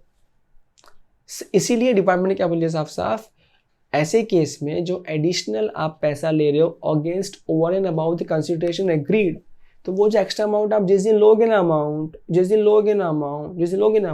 उस दिन को ही क्या मान लेंगे, time of supply. I hope things are clear यहाँ तक बिना किसी प्रॉब्लम के? फाइन, हमने सेक्शन नंबर 12 पढ़ा, सेक्शन नंबर 13 पढ़ा, सेक्शन नंबर 12-13 के पहले हमने सेक्शन 31 पढ़ा। अब हम चलते हैं मॉड्यूल की तरफ। अच्छा, अब इसमें जो नेक्स्ट पार्ट है वो वाला पार्ट है, ये देखो अपने ये पढ़ लिया, ये पढ़ लिया और ये पढ़ लिया। अपन ने चैप्टर का 90% कवर कर लिया है दोस्तों। थोड़ी देर में दिखाऊंगा आपको मैजिक, देखो। सेक्शन नंबर 14 हमको सीधा मॉड्यूल से ही पढ़ना है, यानी कि हमने समरी का जो मेन काम था वो यहाँ से कर लिया है।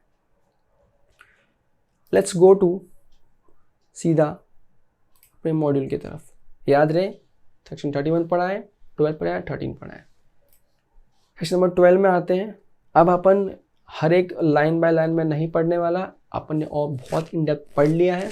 जहाँ इंपॉर्टेंट लगा वहाँ पर रुकूंगा, बट ये सब कुछ आपको तो एक बार रीड करना है तसल्ली के लिए। क्यों रीड करना है? चेक भी तो करो, क्या उस समरी में सब कुछ कवर किया है मैंने? नहीं किया? कमेंट सेक्शन में डालो, ठोको क्वेरी, बताओ जरा क्या कवर नहीं किया। पूछो, क्वेश्चन पूछोगे तभी तो जागते रहोगे, और जागोगे तभी तो सीखते रहोगे। ओके, देखो यहाँ पे 12 जो हमने पढ़ा वो मेन प्रोविजंस यहाँ पे लिखे हैं, और ये देखो, ठीक है,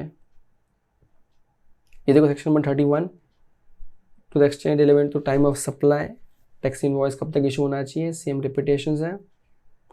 एनालिसिस में यही जो हमने चार्ट में लिखे हैं वो इन्होंने हेडिंग में यहाँ पे बता दिए हैं।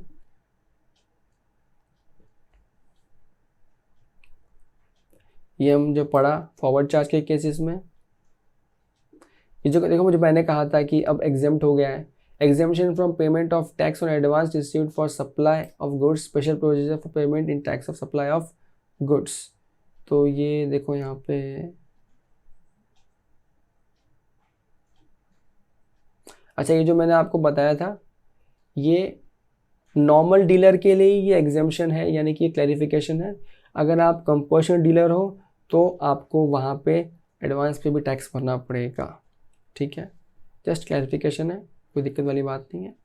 Date of receipt of payment का मतलब क्या है ऑलरेडी बता चुका हूँ मैं आपको। क्या मतलब है? एंटर किया बुक्स में वो, या अकाउंट में पैसा रिसीव हुआ वो, विच एवर इज अर्लियर। ये चीज़ें हम कवर कर चुके हैं। Again time limit of issue of invoice यहाँ पे एक्सप्लेन किया जा रहा है डिटेल में। Here you have an illustration जो बट ऑलवेज आपको रीड करना है। जीएसटी के केसेस में हर एक न्यूमेरिकल मैं सॉल्व करूँ, यहाँ पे वो पॉसिबल नहीं है। रेदर आप सॉल्व करो, आपको प्रॉब्लम आती है, बिकॉज हम लोग जो अब तक कर रहे हैं ये मेजॉरिटी आपको 90% से ज़्यादा जीएसटी आपको थियरी मिलेगा। ऑल्दो वो थियरी फुल और प्रैक्टिकल है, रियल लाइफ से कनेक्टेड है, लेकिन है वो थियरी आता है तो कोई भी सब बड़ी बात नहीं है। कहीं कुछ नया आता है तो please please please comment and ask me the question. Okay, ये ऑलरेडी पढ़ चुके हैं, देखो सब हम लोग पढ़ चुके हैं वही चीज़ें।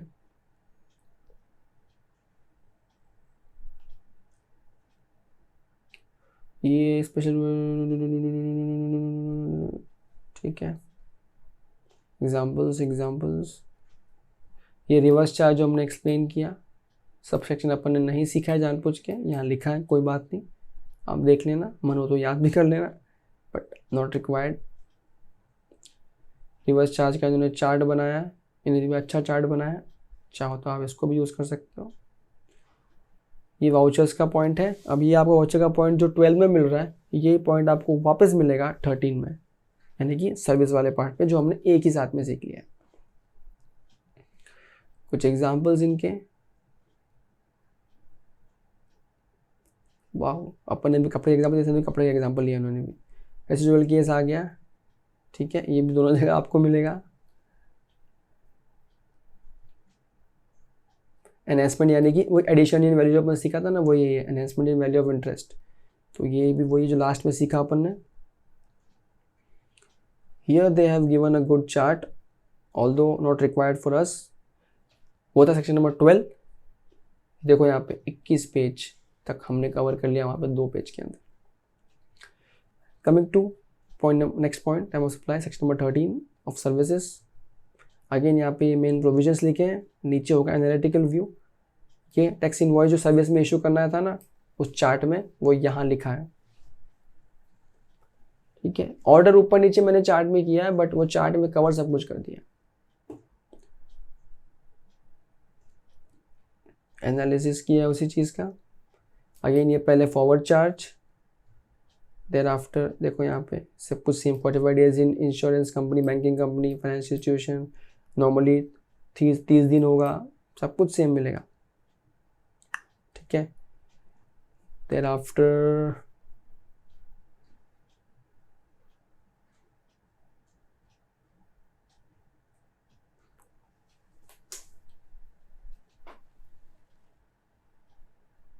अच्छा देखो ये वाला एक पॉइंट है जो हमसे कवर नहीं हुआ था, रह गया था अपने उस शीट में, बहुत छोटा सा पॉइंट है, have a look. Excess payment up to 1000, option of taking invoice date as a time of supply. अगर आपका जो पेमेंट है 1000 रुपये तक का ये खाली, ठीक है, तो 1000 रुपये के पेमेंट के केसेस में आपको डिपार्टमेंट ज़्यादा टेंशन नहीं देता, तो आपको जिस दिन पेमेंट मिल रहा है आप उस दिन टाइम ऑफ सप्लाई, सॉरी आप जिस दिन बिल इशू कर रहे हो, भले वो लेट करो जैसा कर रहे हो, आपको उसी टाइम ऑफ सप्लाई मान लिया जाता है बिना किसी टेंशन के। छोटे बिल की बात कर रहे हैं, छोटे बिल की छूट है, कोई सेंस नहीं बनता उस चीज़ का। अगेन देखो यहाँ पे सप्लाई ऑफ सर्विस में reverse charge, you have some illustrations. देखो वाउचर अगेन सर्विस में रिपीट हो रहा है, वहाँ पे 12/4 में गुड्स में था, 13/4 में सर्विसेज में, सेम एग्जाम्पल ऐसे जुड़ के वापस सेम, एनहेंसमेंट या एडिशन इन वैल्यू वापस सेम जो हमने कॉमन पॉइंट में डिस्कस कर लिया था। यहाँ समरी में सब कुछ कवर किया है, और ये आता है चैप्टर का आखिरी part which is change in rate of tax. इसको स्टार्ट करने के पहले give it a pause, veto, रुको, रिवाइज करो पहले, फिर हम चलते हैं आगे वाले पार्ट पे, ठीक है। फटाफट रिवाइज करो, पॉज करो, चलो। अरे पॉज नहीं किया अब तक, पॉज करो, रिवाइज करो पहले फटाफट, चलो। सो आई होप आपने वीडियो सच में पॉज करके देख लिया हो और अभी तक की सारे पॉइंट्स, सारे चीज़ें माइंड में डाल ली हो। So let's start the last part of the chapter, change in rate of tax in respect of supply of goods or services, which is section number 14. अब कई बारी क्या होता है ना, आप एक गुड्स या सर्विसेज के सप्लाई में इन्वॉल्व हो एंड आपके बिल बनाने या पेमेंट लेने या इन सब प्रोसेस के बीच में कहीं पे टैक्स का रेट चेंज हो जाता है, डिपार्टमेंट टैक्स का रेट चेंज रेट नोटिफाई कर देता है। फॉर एग्जांपल किसी चीज़ का रेट पहले 12% था, अब इन सब प्रोसेस में आप लगे हो, सर्विस दे रहे हो या बिल बन रहा है या कुछ चीज़ें हो रही हैं जो अपने डिस्कस की ऊपर, उसके अंदर हमने क्या किया, बीच में डिपार्टमेंट ने क्या किया, डिपार्टमेंट ने बीच में टैक्स रेट चेंज कर दिया। तो अब कंफ्यूजन ये है कि यार अब इन तीनों चारों इवेंट जो चेक करते हैं विच एवर इज अर्लियर कर करके हम लोग चेक करते हैं, तो अब इस केस में जहाँ पे रेट्स चेंज हो गई है तो हम रेट्स कौन सी लेंगे और यहाँ पे टाइम ऑफ सप्लाई क्या लेंगे। तो यानी कि जब रेट में चेंज होता है तो दो ही क्वेश्चन अराइज होते हैं। सर पहला इस क्वेश्चन का आंसर दो कि रेट कौन सा लेवे, पुराना वाला या नया वाला। पहले 18 था 12 हो गया है, मेरा फ़ायदा 12 में 12 ले लूँ क्या? ऐसा नहीं होता है, डिपार्टमेंट ने प्रॉपर क्लैरिफाई किया। GST department has already clarified appropriately whether which rate should be taken and what date should be the date of time of supply। ठीक है, तो दो क्वेश्चन है। अब ये पर्टिकुलर सेक्शन में हम लोग ज़्यादा अब इसको रीड करना अपने हिसाब से ज़्यादा हम यहाँ रीड नहीं करेंगे, सीधा हम चलेंगे समझने के पॉइंट से। दो ही क्वेश्चन थे, पहला क्या था, change in rate of tax. तो यहाँ पर देखो बेसिकली तीन तरह के इवेंट है। एक है इशुएंस ऑफ इनवॉइस, मैं मेरा ले लेता हूँ मार्कर। एक है इशुएंस ऑफ इनवॉइस, एक है सप्लाई ऑफ गुड्स और सर्विसेज, एक है रिसीट ऑफ पेमेंट। अब याद रहे इस प्रोविजन को, इस सेक्शन को समझने के लिए रिसीट ऑफ पेमेंट का मतलब वो दोनों चीज़ें आ गई हैं। कौन सी दोनों चीज़ें? अकाउंट्स में एंट्री मारा बुक्स में पेमेंट का वो, या फिर बैंक में पैसा आया वो दिन, ठीक है। दोनों में विच एवर इज अर्लियर वो यहाँ पे आ जाएगा। तो आप चाहो तो इसको दो पार्ट में भी डाल सकते हो, बट यहाँ पे हम एक ही पार्ट में इसको समझेंगे। इसी डॉक्यूमेंट का मतलब क्या हो गया, एंट्री वाली डेट या फिर जिस दिन अकाउंट में पैसा क्रेडिट हुआ बैंक में वो वाले दिन, विच एवर इज अर्लियर। तो इन तीनों इवेंट में से, इन तीनों चीज़ में से अगर कोई भी दो चीज़ पुराने रेट के टाइम पे यानी कि रेट चेंज होने के पहले हो गई थी तो हम यूज़ करेंगे ओल्ड रेट। अगर इन तीनों में से कोई भी दो चीज़ अगर हुई है, इंसिडेंट अकर हुआ है नए रेट के ज़माने में, तो हम यूज़ करेंगे नया रेट। तो आई होप ये फंडा बहुत सिंपल है और बहुत क्लियर है। तीनों इवेंट में से जो भी दो इवेंट पहले होती हो उसी रेट को पलड़ा भारी करते हुए उस रेट को एक्सेप्ट करके जीएसटी चार्ज किया जाएगा। ये तो हुआ क्या rate level. Next question is sir time of supply क्या होगा। अच्छा देखो यहाँ पे एक छोटा सा क्लैरिफिकेशन है इस चीज़ को, रिसीट ऑफ पेमेंट को लेके। नॉर्मली इसमें क्या आता है, अकाउंट्स में एंट्री मारा जिस दिन रिसीव हुआ वो डेट, या फिर जिस दिन बैंक में पैसा क्रेडिट हुआ वो date, whichever is earlier. लेकिन सिर्फ इस सेक्शन के लिए इन्होंने चेंज किया गया है, ओल्ड न्यू रेट वाले सेक्शन के लिए, सेक्शन नंबर 14 के लिए चेंज किया गया। मैंने क्या बोला, department clarified where the payment is credited in the bank account after 4 days from the date of change in the rate of tax. The date of receipt of payment will be the date of credit in the bank account. In other words, in such case, the date of recording the payment in the books of account will not be considered as the date of receipt of payment, even though if the same precedes the date of crediting of payment in the bank account. देखो फंडा बहुत simple है। हमको ये पता है कि दो इवेंट में से, तीन में से, वापस यहाँ पे आता हूँ, तीन में से अगर कोई भी दो इवेंट पहले या नए रेट में हो जाती है तो फिर आपको वही रेट लागू हो जाती है। अब सपोज करो, फर्ज करो पहले 18 थी और अब 12 हो गई, तो आप है ना बहुत स्मार्ट बन सकते हो। क्या कर सकते हो आप, इन दोनों में से अगर एक चीज़ भी अगर नए में फॉल हुई है तो सिर्फ इसका ही फंडा बच गया आपको ना।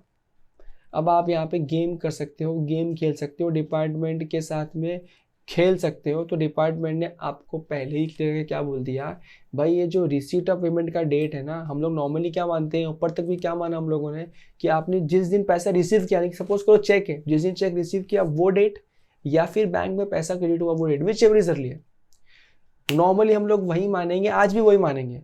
लेकिन जब ये रेट चेंज का मामला है ना, तो भैया जो तुमको चेक मिला है ना वो तो ठीक है। अगर तुमको चेक पुराने ज़माने में मिल गया है तो तुमको टाइम पर चेक जमा कर देना चाहिए था। तुमने टाइम पे जमा नहीं किया, तुमने बुक्स में एंट्री मार दिया, तुमने डेट पहले की यूज़ कर ली बिकॉज तुमको फ़ायदा हो रहा है पहले की रेट में, तो तुमने डेट में यूज़ कर लिया, लेकिन तुमने बैंक में चेक नहीं डाला। ऐसा तुम डिपार्टमेंट को बोल सकते हो, बैक डेट चेक लेके बोल सकते हो ना। हो सकता है चेक तुमने बाद में लिया होगा, डिपार्टमेंट को क्या बोल दिया, चेक तो पहले ही आ गया क्योंकि तुमने पहले एंट्री मारी टैली के अंदर चेक ना लेते हुए भी। तो डिपार्टमेंट तो यहाँ पे फंस जाएगा।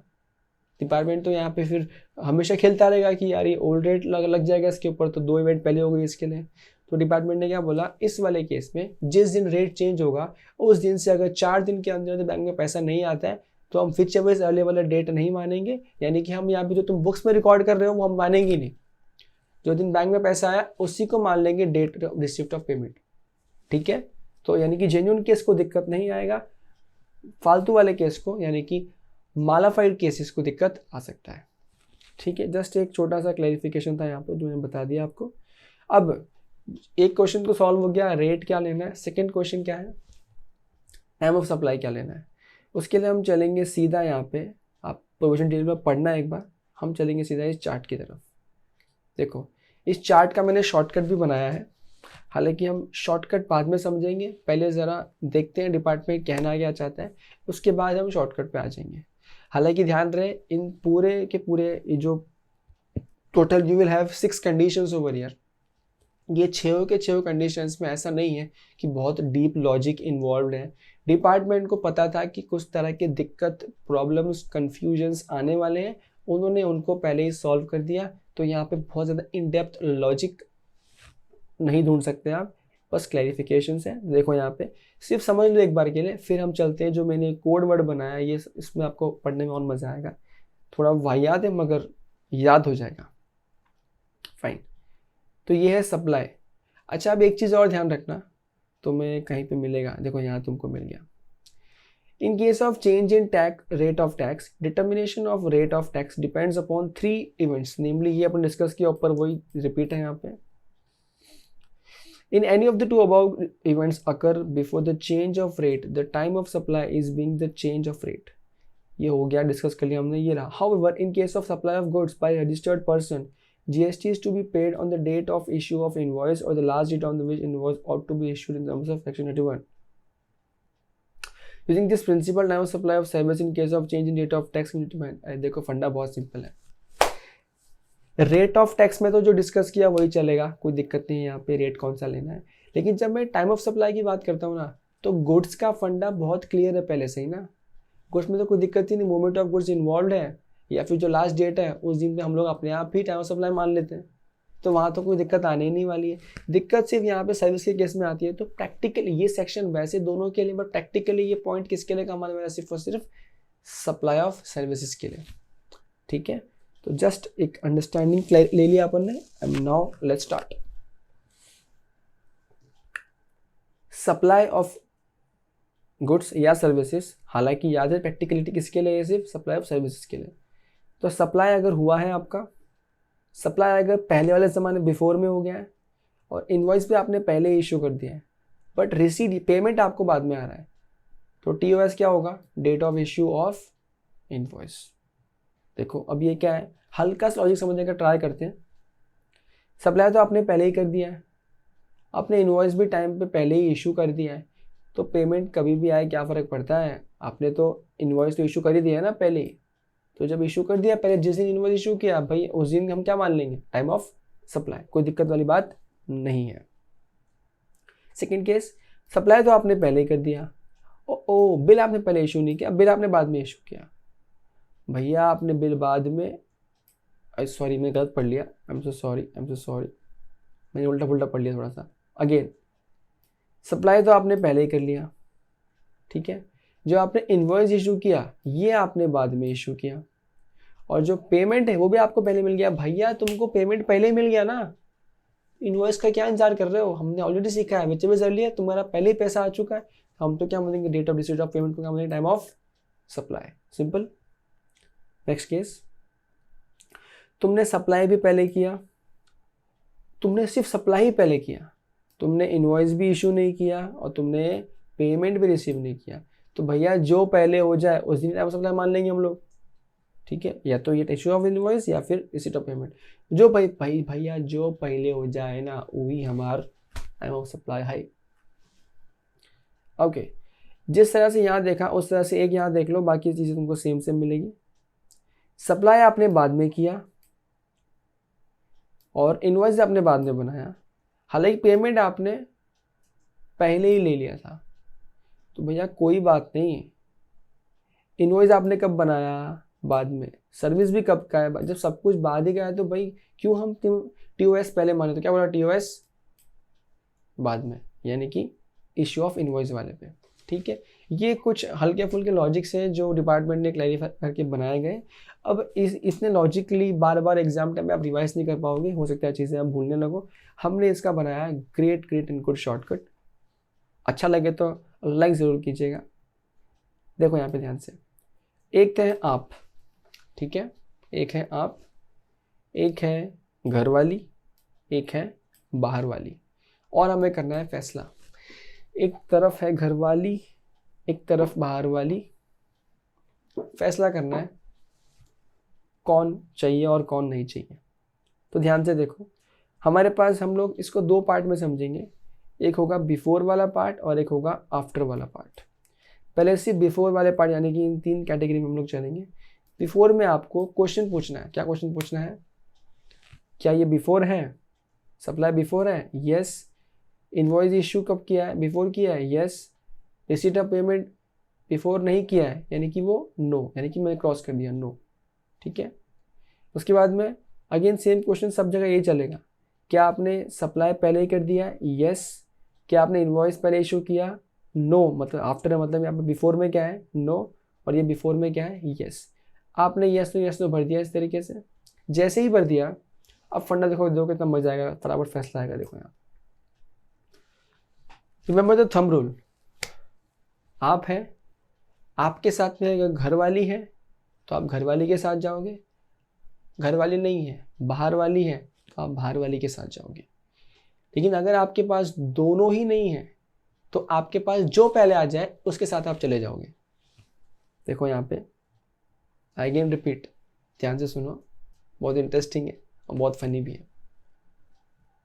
आप हो आप, अगर आपके साथ घरवाली है तो आप घरवाली के साथ निकल जाओगे, अगर आपके पास घरवाली नहीं है बाहर वाली है तो आप बाहर वाली के साथ निकल जाओगे। यानी कि आपके पास दो है, दोनों में से कोई भी है उसके साथ में आप निकल जाओगे।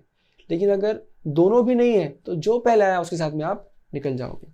है वो लोग जो मैंने बोला उसको प्रूफ करते हैं। अब भी आप है, ठीक है, आपके साथ में ये घर वाली है बाहर वाली नहीं है, किसके साथ जाओगे, घर वाली के साथ जाओगे। यानी कि यहाँ पे टिक है, इशू ऑफ इनवॉइस बन गया आपका टाइम ऑफ सप्लाई। आप है, आपके साथ में घर वाली नहीं है बट आपके साथ में बाहर वाली है तो बाहर वाली बन गई डेट ऑफ सप्लाई। ये देखो ये रहा बाहर वाली, रिसीट ऑफ पेमेंट बन गया डेट ऑफ सप्लाई।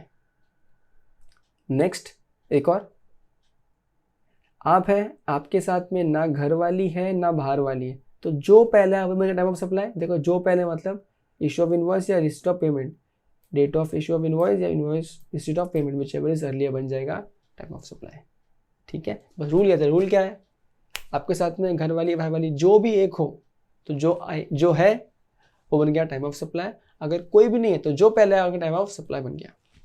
सेम आगे भी आपको सेम आफ्टर में सेम कहानी देखनी है, सेम दिमाग लगाना है, सेम तरीके से करना है। ठीक है, तो बस ये है आपका आज का चैप्टर जो आज ख़त्म होता है। उम्मीद करता हूँ आपको ये चैप्टर अच्छी से समझ में आया होगा, आपने चीज़ों को समझा है। उम्मीद करता हूँ आपको चार्ट भी अच्छा लगा होगा। और एज यूजुअल देखते रहें, सीखते रहें, समझते रहें और please revise and come, please revise and come and please revise and come. See you in the next video and next lecture. तब तक के लिए गुड नाइट, शुभ खैर, अलविदा।